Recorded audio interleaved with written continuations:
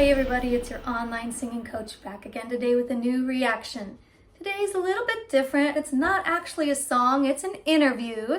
Kelly Clarkson names the song that shouldn't be covered, but that she did anyway on the Howard Stern show. This is just kind of a fun topic. As a reactor on YouTube, as well as a vocal coach, I hear a lot of covers.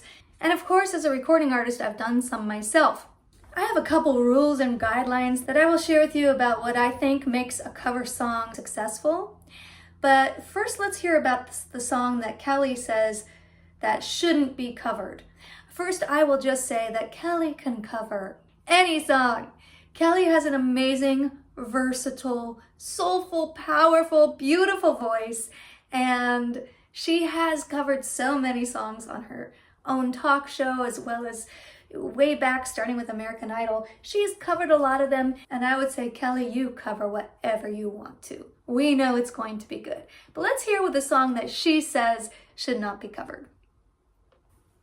You were doing a tribute to Dolly Parton. Oh, yeah. And you did the I Will Always Love You. Yes. Which to me, as a non-singer, seems like an incredible task because Whitney Houston did it. You got to hit these high notes. I usually would never say yes to singing that song, but they asked me to do a tribute to Dolly on the ACMs, and I was like, sure, I'm a huge Dolly fan. So I was like, just, let me know what song. I didn't even think it was going to be that song. Like, I thought, I don't know. I didn't even... Nobody usually sings that song because you shouldn't.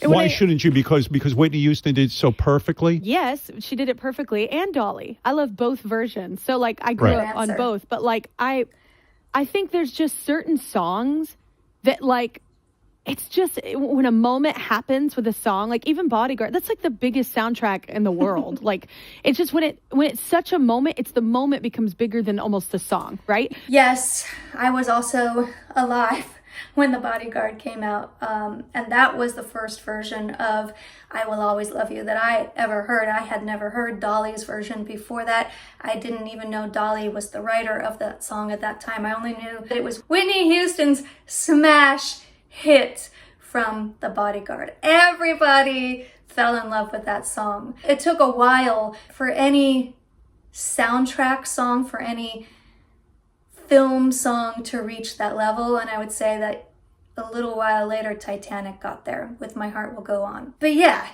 it's a hard one. I agree that Dolly's version and Whitney's version are of course both very different, both beautiful. However, more people do know the Whitney version and expect it to be sung in that Whitney style. And it does take a powerhouse diva to be able to pull that off. Let's see what else Kelly has to say. You're already defeated before you even sing one note. Totally agree. It's like you already feel like, oh shit. So when they say to you, we want you to do this, do you say no at first? I wanted to be a part of it. So I think that's the bigger thing is like, you can't let your ego kind of kill the moment. Like, I got up there and I did like a version that was, yes, a little Whitney Houston and yes, a little Dolly, but also, tried to do a little bit of me in there too. I loved it. Yes, I love that she said that. She was honoring Dolly, she was honoring Whitney, and she also put herself into that cover. That's such a great tip for anyone who's singing a cover song. Nobody wants a cookie cutter version of the one that they've already heard.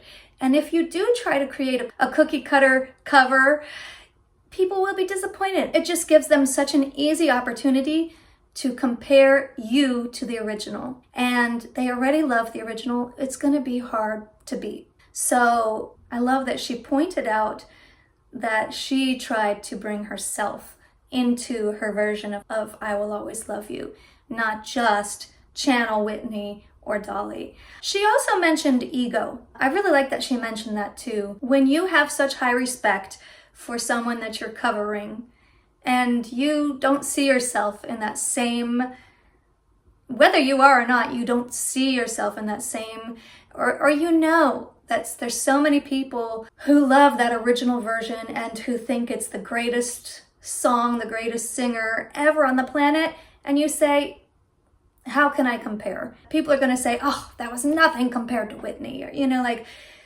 that's gonna hurt, that's gonna damage, how does that feel? I can't like whether it's coming from you saying I can't compete, I can't compare, or whether it's coming from people putting it in the comments on YouTube or whatever, like, oh, this is nothing compared to the original. I think most people choose to cover a song because they love the song, because they love the artist, or both. And the original intent of a cover song is to honor the song, the songwriter, the artist, whoever made that song speak to you. You're honoring them by reinterpreting it, by singing it anew, by giving it new life with your voice. So if you're in a situation like Kelly, where this is the song you've been given to sing and you're like, oh boy, just take that side out of it, just take the comparison out of it and just say, you know what, I love this song. I'm just gonna give my heart to it, and that's the best I can do. Let's keep going. I love this moment. I've watched this a few times. Oh, thank you. Oh, I got the sweetest message after I'm not listening to her talking. Here you go. Just check this out. I was not hearing anything they were saying just now. All I heard was Kelly's voice singing the song. Ooh, that sounded so good. Can we just hear that again? Ooh, let's just listen to that again. I've watched this a few times. Oh, thank you. I got the sweetest message after this performance. Here you go. Just check this out. Oh, Beautiful. I got the chills. Perfect. I always got the chills from your songs, even like on American Idol, all Howard. the way back then. There was always a chill factor, you know, that only certain people can get that. Well, that's really nice. That's like the best compliment ever. But you can obviously tell too at that moment I stuck pretty close to the Whitney version. So I think also too we're all imitators, right? And so you grew up listening to things. And Whitney is one of my favorite vocalists because I'm breathing. And because I'm breathing, that's so funny. Yeah, this is another one of those moments where it's like, Howard, shh, let's hear her sing. I'm sure it was hard for Kelly to talk over herself too. Oh, yes, the placement on the big note. Woo! Just beautiful. You always can depend on Kelly for that perfect placement. Okay, sorry, Kelly and Howard. Go ahead. I don't know. I tried my best to like honor people, but also try and find a little bit of lane. But it's sometimes hard because I cover a lot of songs. Like sometimes Who contacted you? You were about to say, I got the nicest email. Yes, I wanted to hear that too. I was just kind of like, oh my God, I'm so glad that's over. Like after it was done.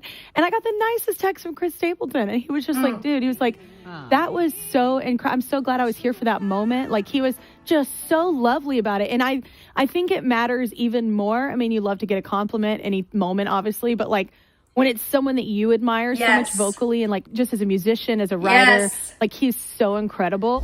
Okay, that is it. Hold on. We'll watch the little, cool. I like that graphic and that sound effect. Yes, agree about Chris Stapleton. If a compliment was coming from Chris Stapleton, that's pretty awesome because he can sing too. I'm such a fan of Chris Stapleton. And I have to say, I've been to the Grammys a few times. He's one of those really cool people. For those of you who don't know, there's a whole large section of the show that is not televised. It's actually in a different theater. It's not at the crypto.com, it's in the Microsoft Theater. And there's a whole, like, hours of awards that aren't presented on TV.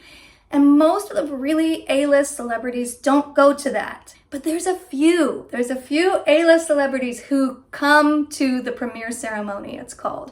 And they accept their award. And for those of us who are there in that smaller room, it's such a thrill to see them close, to hear them in this like non-televised, kind of more relaxed environment. And he just seems so down to earth, such a cool, like humble guy. All right, so Kelly's amazing. Kelly is amazing. That snippet that I heard was incredible. No surprise at all. So I can see why she said that's one of those songs that shouldn't be covered, just because we have such a high standard with Whitney's version of that song imprinted in our minds. And one of my rules for covers that I want to share with you is if you can't sing it as good or better don't sing it. However, there's exceptions to that. There's plenty of exceptions, and I'm going to share those too. If you can't sing it as good or better, just make it different. And there's lots of ways you can make it different. Maybe you pick a male artist as a female singer, or vice versa. Maybe you change the tempo of the original song. Just ways to make it different, intriguing, and not so comparable. I would say generally stay away from Aretha and Beyonce, unless you can do one of those two things. Sing it as well or better, or really change it up.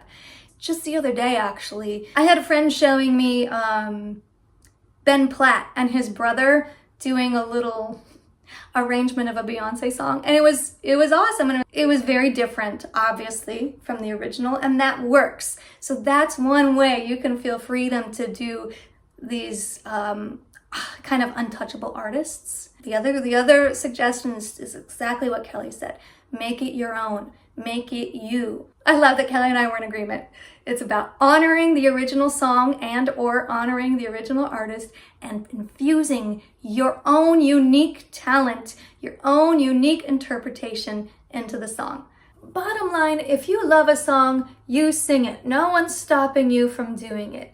If it gives you joy in your heart to sing that song, you do it. This was a lot of fun for me. I hope you enjoyed watching this with me. If you did, please be sure to hit subscribe. If you really enjoyed watching this with me, I'm always super thankful for the super thanks when I see that come in. You can also support me on Patreon. And if you're a singer performing live with a mic, be sure to check out my mic techniques masterclass. Thanks so much again, and I'll see you next time.